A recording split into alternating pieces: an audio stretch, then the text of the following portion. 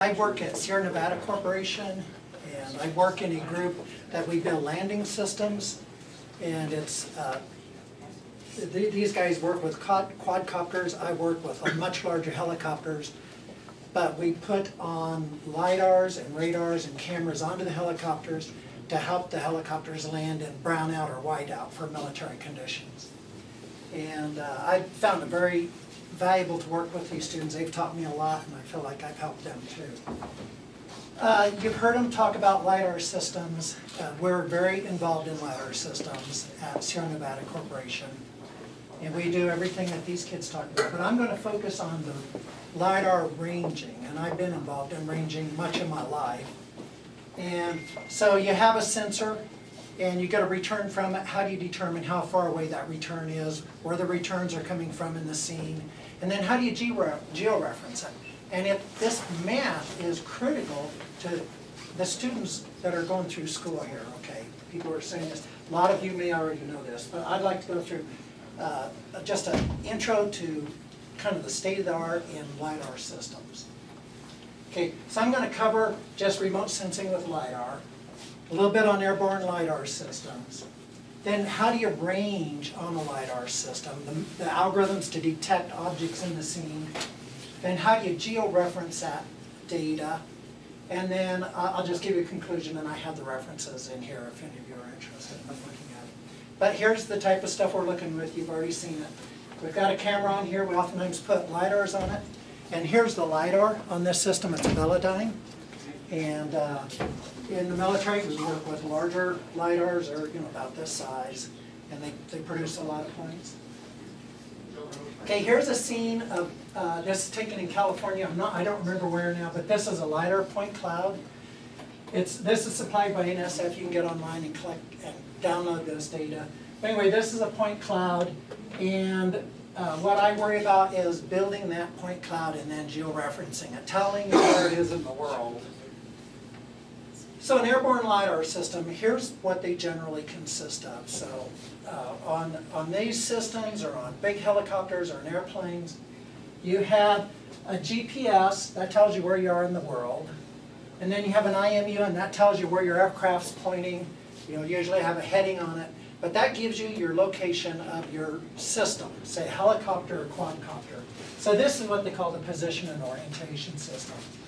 Then this consists of the LiDAR, okay? This is actually the laser and the receiver portion of it. And you have a system controller on this. And then you have a pointing system. So you have your laser and it transmits a pulse, but that's got to get to the world. And you have a pointing system that directs that laser to different spots on the world. Then you have a laser receiver, and this will have a clock in it and a detector, and it'll start measuring the return. So you send out a pulse, it's directed by a pointing system to the earth, you get a return back, and your laser receiver will start marking the time that you get that pulse and give you ranges for the information that it's receiving. Then this data is given to processing, and oftentimes you'll do a range extraction here, and you'll also do georegistration. Or georeferencing is really what I wanted to say there. But the georeferencing, you take the point and you say where it is in the world. Okay, so first I'm going to talk about pointing systems. And in LiDAR, you generally have two types of pointing systems. You have what they call a flying spot. So you have a laser like a pointer, and you just scan that pointer at the Earth, and you scan it, and you get a good view of the Earth. There's an oscillating mirror, there's a rotating polygon, there's what they call a nutating mirror. And then sometimes they'll pack a bundle of fibers, and they'll scan the scene with a bundle of fibers, and you get a view of the Earth with that. And the detector is an avalanche photodiode. It's a single detector, and you'll put it in the optical path, and as the radiation comes back, that avalanche photodiode will collect that information. And then you just map that. There's also cameras, and instead of a flying spot where you're staring a spot over the Earth, you just have a camera, you have it mounted, and that camera, you send out a flash, and then each of these detectors in this camera will build a depth map. And so oftentimes in my world we use this because you can get more power in a small spot. This here laser system, you have to build a large pulse to cover a large spot on Earth, so you lose a lot of power in that large spot. It comes back. So you generally don't get the range with these. Okay, now then I'd like to talk a little bit about the laser receiver. Okay, so the laser receiver, there's generally two types. There's one that you get returns back, and it sets a threshold when the power coming back reaches a certain level, and you get a discrete return on it. So in this case, it's looking for a threshold point, and you just get a return that says you've got objects at these locations. Generally, these LiDARs, you get maybe 5, 7 returns back, and you can use the first return to look at the top of the trees, the last return to maybe see the bottom of the trees. Somebody asked about dust, and that's a very good question. In fact, that's what my company is worried about. And dust is a problem with LiDAR systems. At Sierra Nevada, I'll drive up to a hill where we're testing LiDARs. I'll stop my car. You can't even see dust, but people testing the LiDAR will see a big cloud of dust show up. So dust is an issue. So one way people get around dust is going to be like a first return in your LiDAR. So you send out a pulse, you're going to get the front of that dust cloud. If the dust cloud's not too thick, you take the last return, and what you hope is that is the solid object that you're looking for. But that doesn't always work that way. I'm not going to talk about that today. What I'm going to talk about is what they call full waveform processing. In this case, instead of having a detector give you specific returns back, you digitize the whole return. And so we're looking at this tree, the light pulse is coming through it, reflecting off the train. And I'm going to collect the return from that whole distance. And I'm just going to sample it and get a full return. That's a lot of data, and you have to process a lot of data. Not a lot of LiDAR systems use this, but it is being used by some companies for the dust problem that, I don't know who it was out here, but brought up. So what they want to do is they want to look at this full waveform return. If you have dust in there, you're going to get a different return than if you just have discrete objects. Okay, this was already discussed, but basically what you do is you have an emitter, you send out a pulse to an object, and it returns, and you have a detector. When you emit, you start a timer, and as that return comes back, you stop that timer at that location. That's how you get your range. Now I'm going to talk about the processing chain. And I'm going to just talk about full waveform extraction, recovering the information from this pulse where the objects are in that scene. Now then, we know that a leaf is going to be a pretty discrete object in this here, but when you look at the return you get, the leaf is actually convolved with your pulse, so it's all spread out and you can't detect it. Now some of you are very familiar with convolution, and some of you may not be so familiar with it, but a sensor, it blurs the scene. It just happens. And I'll give you a very good example. When I take off my glasses, everybody out here is blurry.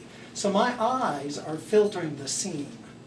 So you go to an eye doctor and he gives you a filter that does deconvolution of what my eyes do, and it sharpens it.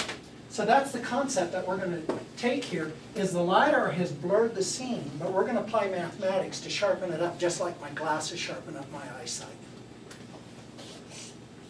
Okay, there are many ways to do this. I'm going to go through the 3 principal approaches to sharpening that waveform. And there's Gaussian decomposition, and if you notice, that waveform looked like a Gaussian. Okay, so it had nice Gaussian type shapes on each of the objects. That is probably the most common way to sharpen a laser pulse. There's expectation maximization deconvolution, and I like this approach. It's theoretically very interesting. And the young people here I've been working with, we've been studying these type concepts when I come on the weekend. And then there's Wiener deconvolution and decomposition. And I've used Wiener deconvolution. I've done this waveform processing on radar and Geiger mode LiDAR. So the general concepts are valuable to other sensor systems. And I have done work in this domain. I've done the decomposition slightly different. There's other methods out there that you can go research, and I put references in here for you to go look at. So Gaussian decomposition. The idea is that return waveform, each of those peaks, as it's convolved with that scene, so when a laser pulse hits a leaf, what you're getting back is like a Gaussian shape. When it hits the train, you get a Gaussian shape back from the train. I mean, the pulse is just convolving with that train. Your train is flat, but the pulse convolves with it and comes back, and you get a Gaussian shape. So the idea is you fit a Gaussian model to peaks. So you go in and you search for peaks. You look for like areas where there's minimum, and then you find that area and you fit a Gaussian peak to it. Then when you find that peak, you then go and iterate and you find the next peak. And here's a flow diagram of it. First they denoise it with a smoothing filter, so here comes in your waveform. Then they do a non-negative least squares to find the parameters for the Gaussian pulse. Then they flag what they consider are important returns, okay? Because some of it is just noise, so you'll set a threshold and you say these returns look like signal. You take these returns and then you do like a optimization, it's like a gradient descent, to find the best coefficients to fit that pulse. Then you ask, do those coefficients and this model fit the data well? If they do not, then you go, if you fit the whole scene, then if not, you go back and you add a Gaussian and you repeat this process until you've completed the process. And then when you're done, you come up with a list of Gaussian pulses, and then you take the means and you say, that's where my returns are. So you've sharpened it from Gaussian pulses to the means, and that you claim that's your returns. Okay, expectation, maximization, deconvolution. So convolution in the discrete world is described as this. So that's the world I want to look at. So you guys, when I look out at you, you're represented by X, you're the world. Then my eye blurs that world, and that's H. So this is the blurring of my eyes. Okay. Then my eye detector adds a little bit of noise. And this is what I see as Y. Okay. So in deconvolution, what you want to do is you want to go from Y, what I see, to what the world really is. And that's what I'm trying to do with this. That's called deconvolution. So via deconvolution, I want to estimate Xn. I want to get back to that. There's a lot of research done on this. That's called the inverse problem. So in expectation maximization, it's very similar to maximum likelihood. Okay. So maximum likelihood, what you do is you take the probabilities of that return, given your information, and you find the argument that maximizes where that probability, so where the Gaussian fits that pulse, and then you say you've got your parameters. The problem is, when you get into many pulses coming back, you don't know where your individual pulses are. So what maximum expectation maximization does, it gives you an unknown variable here. H says, I don't know how many pulses I have, or I have an idea how many pulses I have, but I don't know where they're at.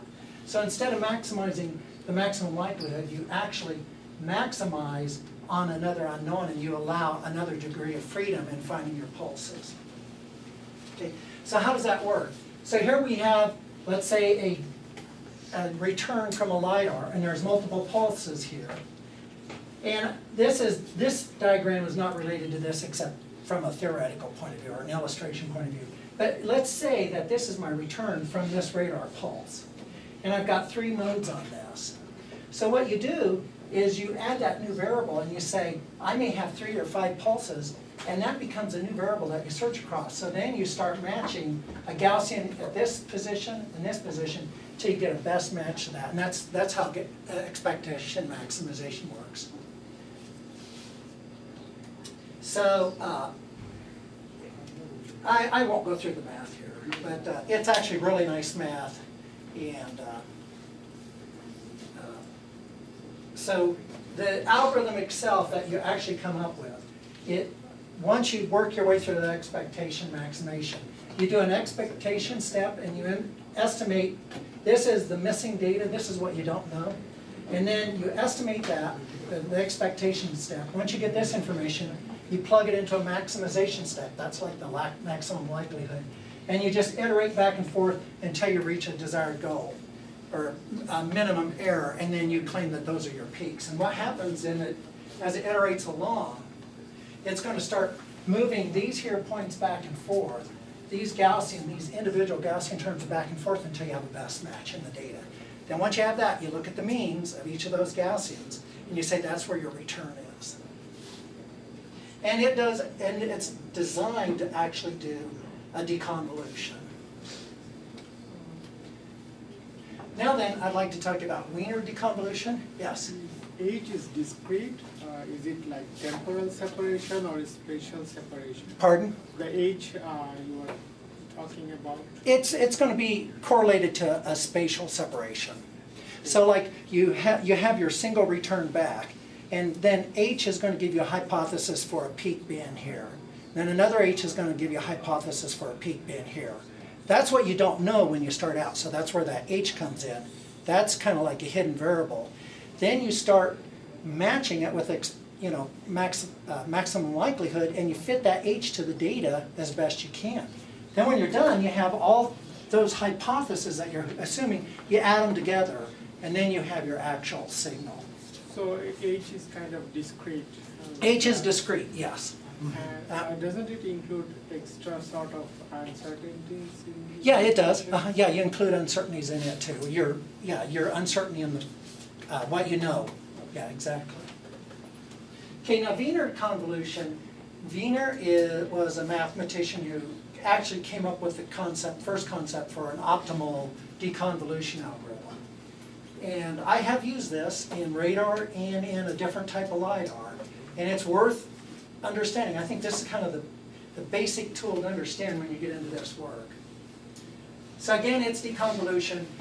This is the world that I want to estimate. This is what I've received, but it's been blurred by, say, my eyesight or the LiDAR eyesight. What I want to get back to is this in, and that, again, is deconvolution.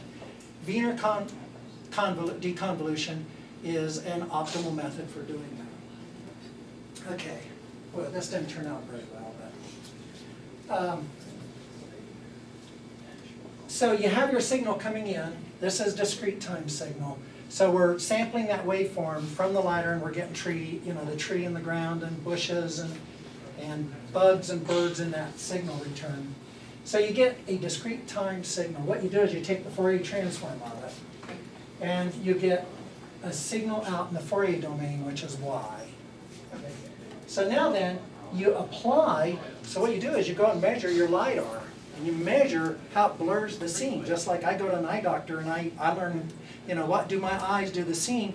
I come up with a filter, it's an inverse filter, and that's what I do with the LiDAR. I go measure the LiDAR response, how it blurs the scene, and then I build a Wiener filter. And this is like an inverse operator. This is going to deconvolve the LiDAR impact on that signal. So you apply this Wiener filter, and you get the signal out x hat. You get an approximation to x hat at this point. But at this point, it's only sharpened. Okay, so the Wiener filter removes it removes the blur. Okay, so it's like putting on my glasses, it removes the blur. But that doesn't tell me exactly where the leaves are. It just says I have an optimally clean signal now. Then what they do is they go in and they de-blurred the signal. We have an estimate of it now. And then they use Levenberg Marquardt, and this here will tell you it's an optimization algorithm, and it's going to tell you the mean and the standard deviations of the peak, and it's going to give you those as an optimal output. And then that's what you assign as the ranges to your objects. Okay, now then, we've gone from a single range line, so we've sent out a laser pulse, and we've got it back, and now we've estimated the range to all objects in that pulse. And then we start scanning, and we have azimuth and elevation for everywhere we scan, and multiple ranges for all the objects we see out in the scene.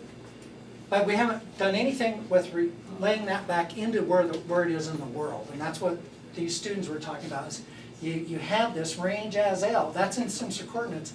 It's almost meaningless. So now how do we get it into the world? Okay, that's meaningful. And that's what I'm going to go through here. Okay, so now then I've scanned my scene, and I haven't built this yet. I've got, in the sensor domain, for every return, I've got an as, L, and range. And I want to get that into the world. And what I want to do is go from as, L, range to lat, long, and height. And how do we do that? Okay. So I have my laser up here, and I'm imaging this scene, and what I get back from the laser is a range to that object, and then that laser is pointing at a certain spot, so I know as and L, so I have as L range. Now that's in spherical coordinates. So what I want to do is I want to take this here, the range from the LiDAR sensor to that object in as L, and I want to get it into a vector in local level coordinates, so that's my coordinate system. And I want to say, where is this in Cartesian coordinates? So now then I've located that, okay, and that's georeferenced to a local level coordinate system. Okay, so the LiDAR mapping equation, and you use this in all your equations, but you get a return from your sensor that is, this is a return from a LiDAR pulse, okay, at an ASL. Now, what I get back is in spherical coordinates.